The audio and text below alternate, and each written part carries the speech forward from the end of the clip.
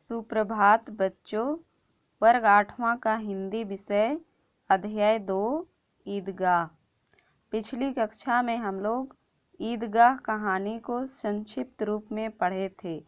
आज हम उसे विस्तार से पढ़ेंगे। रमज़ान के पूरे 30 रोज़ों के बाद आज ईद आई है। 30 दिन रोज़ा रखने के बाद आज ईद आई है। गांव में कितनी हलचल है। कोई भी त्यौहार आने से गांव में चारों ओर चहल पहल होता है। सबके चेहरे में खुशियां होती है। ईदगाह जाने की तैयारियां हो रही है। ईदगाह जहां ईद के दिन नमाज पढ़ा जाता है, तो वहां जाने के लिए पूरे जोर शोर के साथ तैयारियां हो रही है। इसमें सबसे ज़्यादा लड़के प्रसन्न हैं। सबसे ज़्यादा खुश लड़के हैं। उनकी जेबों में कुबेर का धन जो भरा हुआ है। कुबेर का धन मतलब पिछले कई दिनों से वे ईदगाह जाने की तैयारियां कर रहे हैं और धन पैसे भी एकत्र कर रहे हैं। बार बार जेब से अपना खजाना निकालकर गिनते हैं और खुश होकर फिर रख लेते हैं। बार बार अपनी पॉकेट से अपने पैसों को निकालते हैं, गिनते हैं और बड़े खुश होकर उसको फिर से रख लेते हैं। महमूद के पास 12 पैसे हैं। मोहसिन के पास 15 पैसे हैं। इनसे तो अनगिनत चीज़ें खरीद सकते हैं, जैसे खिलौने, मिठाइयाँ, बिंगुल, गेंद और ना जाने क्या क्या। और सबसे ज़्यादा प्रसन्न है हामिद। सबसे ज़्यादा खुश हामिद है। वह 4-5 साल का गरीब सूरत दुबला पतला लड़का, जिसका बाप गत वर्ष हैजे की भेंट चढ़ गया और माँ ना जाने क्यों पीली होती होती एक दिन मर गई। हामिद के माता पिता दोनों इस दुनिया में नहीं हैं। हामिद के पिता गत वर्ष मतलब पिछली वर्ष हैजे की बीमारी की चपेट में आकर मर गया और उसकी माँ भी बीमारी की चपेट में आकर मर गई। अब हामिद का देखभाल उनकी दादी करती है। अभागिन अमीना अपनी कोठरी में बैठी रो रही है। अभागिन का अर्थ भाग्यहीन स्त्री या औरत। वह एक कोठरी में कोने में बैठकर रो रही है, क्योंकि आज ईद का दिन और उसके घर में दाना नहीं। आज त्योहार का दिन है और उनके घर में खाने के लिए एक भी दाना नहीं। इस अंधकार और निराशा में वह डूबी जा रही थी कि वह क्या करे, उनकी समझ में नहीं आ रहा था। हामिद भीतर जाकर दादी से कहता है, तुम डरना नहीं अम्मा, मैं सबसे पहले आऊँगा, बिल्कुल ना डरना। हामिद तो ईदगाह जाने की पूरी तैयारियां कर लिया है।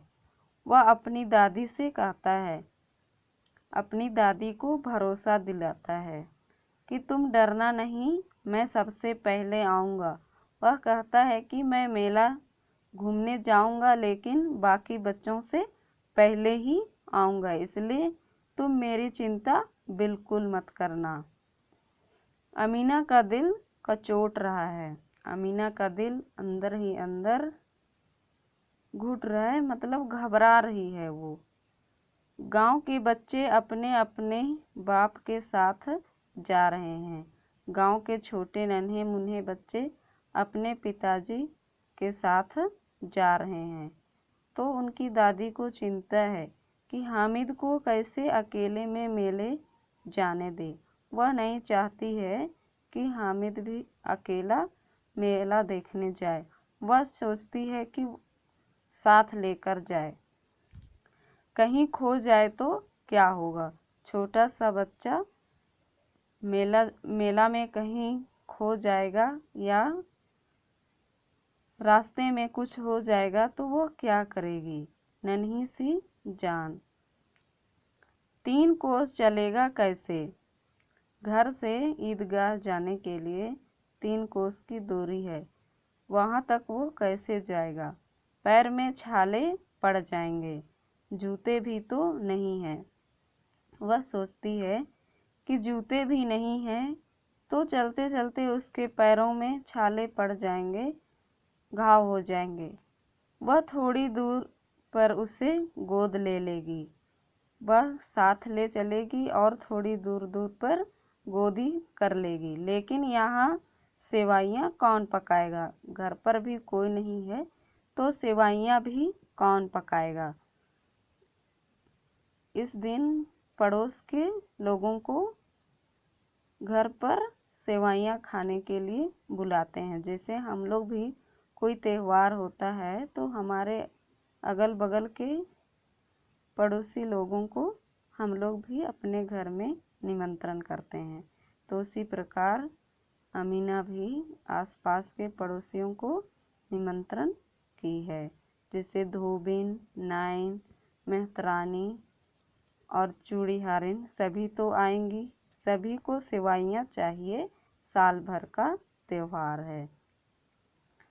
गांव से मेला चला और बच्चों के साथ हामिद भी जा रहा था। गांव से मेला घूमने के लिए सभी कोई चले जाते हैं। बाकी बच्चों के साथ हामिद भी शामिल हो जाता है। उसके पैरों को तो पर जैसा लग गए हैं। यहाँ पैरों को तो जैसा पर लग गया है, कहने का मतलब यह है कि त्योहार के दिनों में बच्चे किसी की सुनते नहीं हैं, वे अपनी धुन में रहते हैं। वे सबसे ज़्यादा खुश होते हैं, पूरे उमंग और जोश के साथ मेला घूमने जा रहे हैं। कभी कभी कोई लड़का कंकड़ी उठाकर आम पर निशाना लगाता है। मेला देखने जाने के लिए वे निकल पड़े हैं तो सड़क किनारे आम के पेड़ हैं, तो शरारती बच्चे उस आम के पेड़ पर निशाना लगाते हैं, कंकड़ पत्थर फेंकते हैं। तो माली अंदर से गाली देता हुआ निकलता है। माली उनको गाली देता है, डांटता है कि पत्थर मत फेंको। तो यह सुनकर लड़के बहुत खुश हो जाते हैं और हंसते हैं। ईदगाह आ गई। ईदगाह जहाँ नमाज पढ़ना है वहाँ वे पहुँच गए। वहाँ का स्थान ऊपर इमली के घने वृक्षों की छाया है। बड़ा सा इमली का पेड़ है। नीचे पक्का फर्श है। नीचे फर्श क्या है? पक्का है। रोजेदारों की पंक्तियाँ एक के पीछे एक दूरी तक चली गई। नमाज पढ़ने वालों की संख्या बहुत ज़्यादा है। वे पंक्तिबद्ध एक दूसरे के पीछे खड़े हो जाते हैं। यहाँ कोई धन और पद नहीं देखता। जहाँ हम ईश्वर की आराधना करते हैं, उपासना करते हैं, वहाँ धन और पद नहीं देखा जाता है कि ये गरीब है या ये धनी है। इस्लाम की निगाह में सब बराबर हैं, मतलब ईश्वर की दृष्टि में सब कोई समान है, एक समान है। लाखों सिर एक साथ सिजदे में झुक जाते हैं, फिर सब के सब एक साथ खड़े हो जाते हैं। यहाँ लाखों सिर एक साथ सिजदे में झुक जाते हैं, मतलब सिजदे का अर्थ सम्मान से सभी कोई एक साथ अपना सिर झुकाते हैं। फिर सब के सब एक साथ खड़े हो जाते हैं, फिर खड़े हो जाते हैं, एक साथ घुटनों के बल बैठ जाते हैं। यह सब दृश्य कैसा लगता है कि जैसे बिजली की लाखों बत्तियां एक साथ प्रदीप्त हो और एक साथ बुझ जाए। जैसे शहरों में लाइन कट जाती है तो अचानक पूरा शहर क्या हो जाता है? अंधेरा हो जाता है। फिर अचानक बिजली आ जाती है तो पूरी तरह रोशनी हो जाती है। तो नमाज पढ़ने वाले लोग एक साथ सिर झुकाते हैं, फिर खड़े हो जाते हैं, फिर घुटनों के बल बैठ जाते हैं। तो ऐसा कहा गया है। लाखों ये बिजली की बत्तियों के साथ इसकी तुलना की गई है।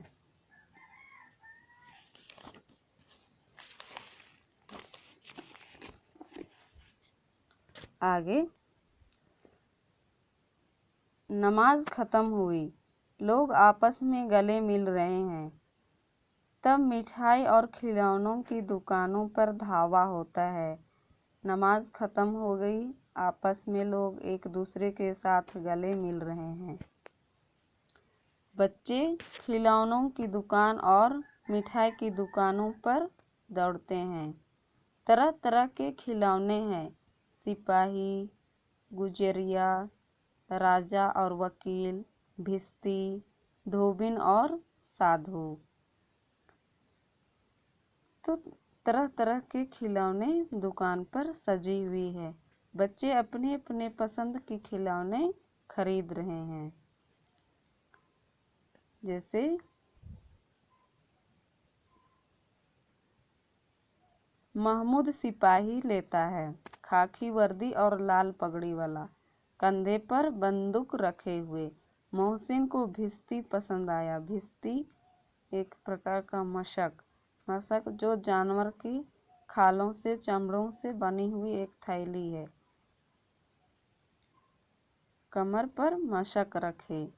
नूर को वकील से प्रेम है। नूर को वकील पसंद है, इसलिए वह काला चोंगा, नीचे सफ़ेद अचकन, एक हाथ में कानून का पोथा लिए हुए वकील को खरीदता है।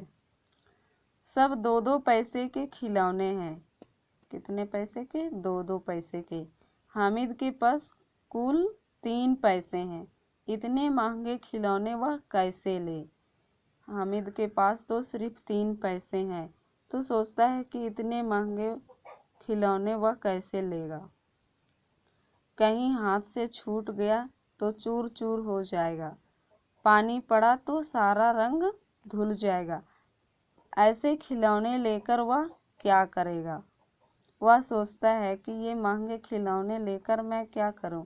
अगर इसमें थोड़ा सा पानी पड़ जाएगा तो इसके सारे रंग क्या हो जाएंगे? घुल जाएंगे, धुल जाएंगे।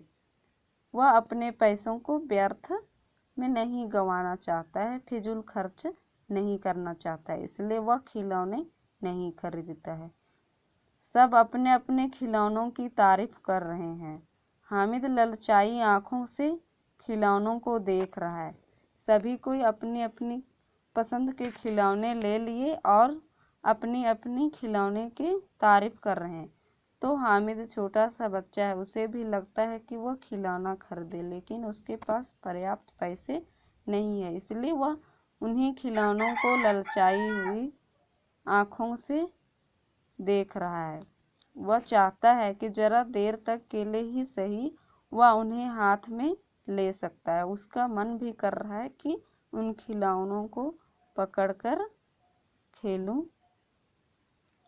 वह हाथ से आगे बढ़ाता है, लेकिन लड़के इतने त्यागी नहीं होते, विशेषकर जब अभी नया शौक है। हामिद ललचाता रह जाता है। वह थोड़ी देर के लिए खिलौनों को पकड़ने के लिए मांगता है, लेकिन लड़के बच्चे उसे देते नहीं हैं, क्योंकि वो अभी अभी वे खिलौने खरीदे हैं, तो वो किसी को देना नहीं चाहते हैं।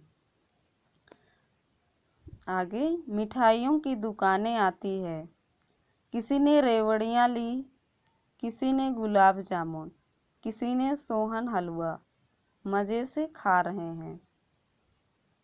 खिलौनों के बाद मिठाइयों की दुकान में जाते हैं, तो सभी कोई अपनी अपनी पसंद की मिठाइयाँ भी खरीद कर मज़े में खाते हैं।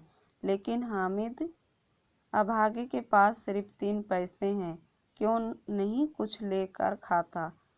वो चाहता तो उस 3 पैसे से मिठाइयाँ खा सकता था, लेकिन वह 3 पैसों से मिठाइयाँ भी नहीं खरीदता है।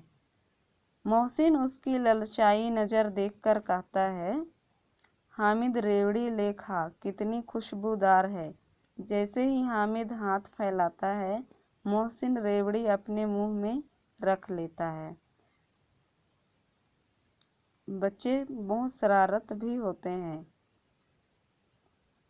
जैसे यहाँ पर मोहसिन हामिद को रेवड़ी खाने को देने जैसा होता है, फिर वह अपने ही खा लेता है। तो इस प्रकार की प्रक्रिया से थोड़ा हामिद गुस्सा हो जाता है। हम महमूद, नूरे और सम्मी खूब तालियां बजा बजा कर क्या करते हैं, हंसते हैं। तो हामिद खिसिया जाता है, गुस्सा हो जाता है, उसे अच्छा नहीं लगता है। मिठाइयों की दुकान के बाद लोहे की चीज़ों की दुकानें हैं। लड़कों के लिए यहाँ कोई आकर्षण नहीं था। वे सब आगे बढ़ जाते हैं। हामिद लोहे की दुकान पर रुक जाता है। सभी कोई मिठाइयाँ खरीद कर खाते हैं, लेकिन हामिद मिठाइयाँ भी नहीं खरीदता है। वह ललचाई आँखों से देखता ही रह जाता है। उसका मन भी करता है कि बाकी बच्चों के जैसा मौज मस्ती करे, लेकिन उसके पास उतने पैसे नहीं हैं जितने कि बाकी बच्चों के पास है। वह अपने 3 पैसों को व्यर्थ में खर्च नहीं करना चाहता है, इसलिए वह मिठाइयाँ भी नहीं खाता है। आज के लिए इतना ही, बाकी अगली कक्षा में पढ़ेंगे। धन्यवाद।